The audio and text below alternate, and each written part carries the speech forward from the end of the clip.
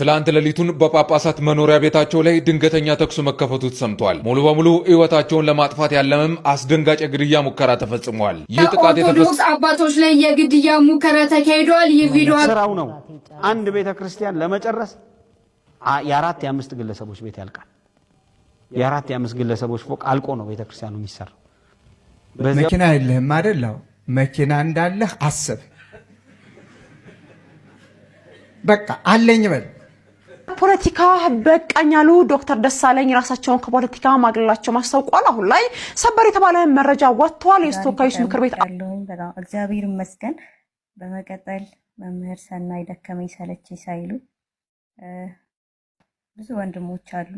ለምጠይቃችሁ ጥያቄ ስትመልሱ ነበረ። ሰላም ለእናንተ ይሁን። እንደምን አላችሁ? እንደምን ቆያችሁ? አሜን። የአምላካችን የልዑል እግዚአብሔር ስሙ የተመሰገነ ይሁን። በአዲስ ቪዲዮ ተመልሻለሁ። እንግዲህ በዛሬው ቪዲዮ የምንመለከተው በጳጳሳቱ ላይ የግድያ ሙከራ የቶክስ ሩምታ ካረፉበት ቦታ ላይ ተከፍቷል። ይህ በሆነበት ምክንያት ምንድነው፣ መቼ ነው፣ የት ነው የሚለውን የምንመለከት ይሆናል። እንዲሁም ደግሞ ብፁዕ አቡነ አብርሃም የተናገሩት አነቃቂ ነገር ብዙዎችን አስደንቋል። ምን ተናግረው ነው? እንዴት ያለ ንግግር ነው? በሌላ መልኩ ደግሞ የተንዛዛ ቤተክርስቲያን ግንባታና ቤተክርስቲያንን እናንጻለን አፍርሶ የሚሰሩ ካህናት፣ አስተዳዳሪ፣ ቆሞሳት ምእመኑን እየበዘበዙ ነው የሚል መረጃ ወጥቷልኝ። እሱን የምንመለከት ይሆናልኝ ማለት ነው። በዚህ ጉዳይ የምንወያይ ይሆናል። እንግዲህ ሁላችሁም ቪዲዮን ላይክ ማድረግ እንጀምር። መልካም። እንግዲህ የዛሬውን ቪዲዮ በአንድ ደስ የሚል የምስራች በሆነ ቪዲዮ እንጀምረዋለን ማለት ነው። እስኪ ይህንን ቪዲዮ እንመለከተው። ዛሬ ተጠምቅ ያለውን በጣም እግዚአብሔር ይመስገን። በመቀጠል መምህር ሰናይ ደከመኝ ሰለቸኝ ሳይሉ ብዙ ወንድሞች አሉ። ለምጠይቃችሁ ጥያቄ ስትመልሱ ነበረ። እንዲሁም ደግሞ እዚህ ጋር ያስጠመቁኝ እንደ እህትም እናትም ሆነው እንትን ያሉኝ በጣም አመሰግናለሁ። እና ከቤተሰብ ራቅ ብዬ ነው እና የተጠመቅኩት። ያው ወሬ አልችልም። በጣም ነው የማመሰግነው። እግዚአብሔር ለዚህ ቀን ያብቃችሁ። እንግዲህ ያ መከራ ይመጣል፣ ያው ፈተና በብርሃን ይመጣል። ተመላለሱ እላለሁ። ብዙም ወሬ አልችልም። ያ ኑ በብርሃኑ ተመላለሱ። ትልቅ እኮ ነው። ብዙ ወሬ አያስፈልግም እኮ። ከዚህ የሚበልጥ ዓመት ቢመነዘር እኮ የማይጠገብ ቃል ነው። ኑ በብርሃኑ ተመላለሱ። ጨለማ ውስጥ ያላችሁ የተጋረደባችሁ እንዲገለጽላችሁ ኑ በብርሃኑ ተመላለሱ። እናንተ ጨለማ ውስጥ ያላችሁ አካላት ኑ ወደ ብርሃን። ክርስቶስ ብርሃን ስለሆነ ማለት ነው። እኔ የዓለም ብርሃን ነኝ ብሎ ስላለ ኑ ወደ ብርሃኑ ተጨለማ ውጡ። ይሄ ትልቅ ነገር ነው። እናንተ የዓለም ብርሃን ናችሁ ተብለናል፣ እኛ ራሳችን ማለት ነው። ስለዚህ የዓለም ብርሃን የምንሆነው ያንን ብርሃን እዘን ለሰዎች ስናበራ ነው። ክርስቶስን እዘን ለክርስቶስ ያንን ብርሃን ስንገልጽ እኛም የዓለም ብርሃን መሆን እንችላለን ማለት ነው። ስለዚህ ትልቅ መልእክት ነው። በርቺ፣ በቤቱ ያጽናሽ። ብዙ መከራ፣ ብዙ ፈተና ይጠብቅሻል። ክርስቶስን ያልሽው ክርስቶስን ስትሺ አልጋ በአልጋ ላይሆንልሽ ይችላል። ፈተናዎች፣ መከራዎች፣ ስደት ይገጥምሽ ይችላል። እስከ መጨረሻ ልትጸኝ ይገባሻል ማለት ነው። ልጠነክር ይገባሻል። መምህር ሰናይም በጣም እናመሰግናለን። በውስጥ ተምረው እዚህ ማይመጡ ተጠምቀው የሚነግሩኝ ብዙ አሉ። እንዲሁም ደግሞ እየተማሩ ያሉ ብዙ አሉ። ተምረውም ያስጠመቋቸው ከዚህ በፊት ብዙ አሉ። በጣም እናመሰግናለን። እርስዎን በጤና በእድሜ ያቆየልን። በእውነት ይህንን ላደረገ እግዚአብሔር አምላክ ስሙ የተመሰገነውን እግዚአብሔር ይመስገን እያልን ሁላችንም ኮሜንት ላይ እግዚአብሔር ይመስገን እያልን እናመስግን። ይህንን ላደረጉ ወንድሞች ደግሞ ቃለ ሕይወት ያሰማልን። በእውነት ድንቅ ስራ ሰርቷል። እግዚአብሔር በልዩ ልዩ ሰዎች አድሮ ድንቅ ነገርን ያደርጋል። እንግዲህ የአንድ ሰው ነፍስ መመለስ አይደለም በቤተክርስቲያን በሰማይ መላእክትስ እንኳን ታላቅ ደስታ ይሆናልና ደስ ይበላችሁ ኦርቶዶክሳውያን። አንዲት ነፍስ ስትመለስ በጣም ደስ ሊለን ይገባል። ወደ ብርሃን መምጣትን የመሰለ ነገር የለምና ወደ እውነተኛው አምልኮ መግባቷን በእህታችን ደስተኞች ነን። እንግዲህ ወንድማችን መፎይ እንዳለ ብዙ መከራ ይገጥማቸዋል። እኛ እንኳን የምናውቃቸው ከቤተሰቦቻቸው ይባረራሉ፣ ብዙ መከራ ይደርስባቸዋል። ይህንን ደግሞ ራሳችሁን ችላችሁ መቆም እንድትችሉና ወደ ኋላ ማለትን እንዳትለምዱ እህታችን ረህመትን እንመክራለን ማለት ነው። በድጋሚ ሁላችሁም እግዚአብሔር ይመስገን እያልን እስኪ ይህን ቪዲዮ ደግሞ እንየው። ቤተክርስቲያን የሚያስፈልጋት ሳይሆን የማያስፈልጓት ነገሮች ግን ወጡ። ምን ማለት ነው? ለምሳሌ ህንፃ ቤተክርስቲያን ግንባታ የግድ አይደለም። በመቃኛው ቤተክርስቲያን ይቆያል። ህዝቡ ቤተክርስቲያኑን ይገነባል፣ ይሰራል። ስራ አድርገው የተቀበሉት አካላት ደግሞ መጡ ይሄንን እና ስራ አድርገው ዶክመንት ተቀብለው ውል ተፈራርመው ይሄንን እናረጋለን ብለው የሚሰሩ አሉ። በሁለት መንገድ ማየት ይገባል ይሄንን። አንደኛው የኮሚሽን ስራ የሚሰሩ ሰዎች አሉ። የኮሚሽን ስራ የሚሰሩ ሰዎች አሉ። የኮሚሽን ስራ ማለት በሰበሰብ ነው ይሄን ያህል ፐርሰንት 1% ይሆናል 50% ይሆናል ብቻ በፐርሰንት እናገኛለን የሚል ነገር መጣ። በኮሚሽን የማይሰሩ ደግሞ በቁርጥ ክፍያ ሊሰሩ የሚችሉ ወይም ይሄን ያህል ተከፍላላችሁ የሚሉ ሰዎች ደግሞ ይኖራሉ። ከዚህ ጎን ለጎን ደግሞ ገቢ ማሰባሰቢያ ለማከናወን ደግሞ ራሱን የቻለ ደግሞ ሌሎች ወጪዎች አሉ አይደል? ሆቴል ላይ ይሰበሰባል፣ የሆቴል ኪራይ ይኖራል፣ እዚያ የሚቆዩ ሰዎች ብዙ ነገሮች ይኖራሉ፣ የትራንስፖርት ይኖራል፣ በጣም ብዙ ነገሮች ሊኖሩ ይችላሉ። የአየርም ይሁን የየብስ ትራንስፖርት ይኖራል። እነዚህ ነገሮች ብቻቸውን እንኳን ቤተክርስቲያን ሊሰሩ ይችላሉ።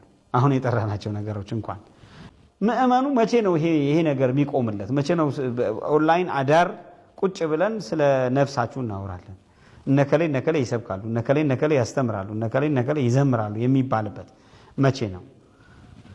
እና በዚህ ውስጥ ከፍተኛ ክፍያ የሚጠይቁ አንዳንድ ጊዜ ቅድም ኤክሰፕሽናል ያነሳዋቸው ነገሮች አሉ። ተገኝተው ለራሳቸውም ገንዘብ ሰጥተው የሚሄዱትን አይመለከትም። ይሄ በሌላ ስራ ገንዘብ አገኛለሁ እኔ ለቤተ ክርስቲያን በትሩፋት ነው መሰራው የሚለውን አይመለከትም። እሱም ቢሆን ግን ዲጂታል ምጽዋቱ ቤተ ክርስቲያንን ወዳልሆነ ነገር እንደከተታት ማወቅ አለበት። ስለዚህ ከፍተኛ ክፍያ የሚጠይቁ እንደ ስራ ይሄንን የቆጠሩ ከአንድ ቦታ ተነስተው ወደ አንድ ቦታ ሄደው ሌክዠሪ በሆነ መልኩ ለአንዲት የገጠር ቤተክርስቲያን ለአንዲት የገጠር ደብር ገንዘብ ለማሰባሰብ የአውሮፕላን ትኬት ተቆርጦላቸው ሌክዠሪ ሆቴል አልጋ ተይዞላቸው ሄደው ያለ ምንም ጭንቅ እንደው ገንዘብ ሰብስበው ገንዘብ ይወድቅልኛል እና ትንሽ ቤተክርስቲያኔን እሰራለሁ የሚለውን በየዋህነት ያለውንም ሰበካና ኮሚቴ ወይም ደግሞ ገንዘብ ይወድቅልናል እንዘርፋለን የሚለውንም አካል ጨምሮ አይናቸውን እያያቸው እነሱን ተስፋ አድርጎ አዳር ሙሉ እንዲህና እንዲያ ሲሉ የሚውሉ አካላት አሉ። ይሄ እንደ መነሻ አራት ትልልቅ ጉዳዮች ላይ ችግር ያመጣል ብዬ አምናለሁ። አንደኛ የመዋቅር መላላትን ያመጣል። ቤተክርስቲያን አሃቲ ናት። ከታችኛው ግለሰብ ጀምሮ ሁሌም እንደምለው አንድ ሰው ንስሐ አባት አለው። ንስሐ አባትየው አጥቢያ አለው። አጥቢያው በወረዳ ቤተ ክህነት ውስጥ ነው ያለው። ወረዳ ቤተ ክህነቱ ሀገረ ስብከት አለው። ሀገረ ስብከቱ ጠቅላይ ቤተ ክህነት አለው። ጠቅላይ ቤተ ክህነቱ ሲኖዶስ አለው። ፓትርያርክ አለው ሲኖዶሱ። ስለዚህ አንድ ግለሰብ እስከ ፓትርያርክ የተሳሰረ ሰንሰለት አለው ማለት ነው።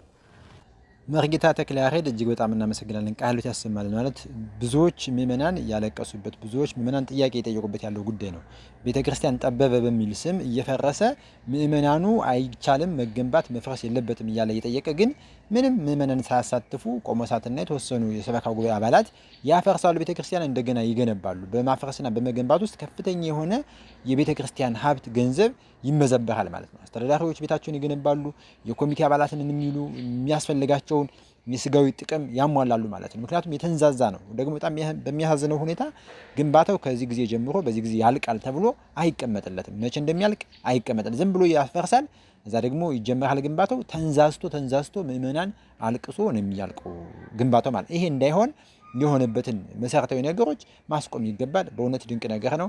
እያንዳንዱ ኦርቶዶክስ እንዲያሉ ነገሮችን በየአጥቢያው መቆም ይችላል። ቤተክርስቲያን ይፍረስ ሲባል ያለ በቂ ምክንያት እንዳይፈርስ መጠንቀቅ ያስፈልጋል። እንዲሁም ደግሞ መቼ ተጀምሮ መቼ ይፈጸማል የሚለውንም ቁርጥ ያለ ነገር ማስቀመጥ አለባቸው አስተዳዳሪዎች። እስኪ የጳጳሳቱ ጉዳይ ምንድነው የገጠማቸው? እስኪ እንመለከተው። ትላንት ሌሊቱን በጳጳሳት መኖሪያ ቤታቸው ላይ ድንገተኛ ተኩስ መከፈቱ ተሰምቷል። ሙሉ በሙሉ ሕይወታቸውን ለማጥፋት ያለምም አስደንጋጭ ግድያ ሙከራ ተፈጽሟል። ይህ ጥቃት የተፈጸመው በአክሱም ከተማ በሚገኙ ጳጳሳት ላይ ነው። የአባቶች ስብስብም የግድያውን ሙከራ በይፋ መፈጸሙን አረጋግጠዋል። ጥቃቱ ያነጣጠረው የህወሓትን የግዳጅ ወታደራዊ አፈሳና ጦርነትን አንፈልግም በማለታቸው ሰሞኑን የስም ማጥፋት ዘመቻ ሲካሄድባቸው በነበሩ አባቶች ላይ ነው። የክልሉ የፖለቲካ ምስቅልቅል የሃይማኖት አባቶች ላይ ወደ መተኮስ ደረጃ መሻገሩ በህዝብ ዘንድ ከፍተኛ ድንጋጤና ስጋት ፈጥሯል። እናንተ በዚህ ጉዳይ ምን ታስባላችሁ? ሀሳባችሁን በኮሜንት አጋሩኝ።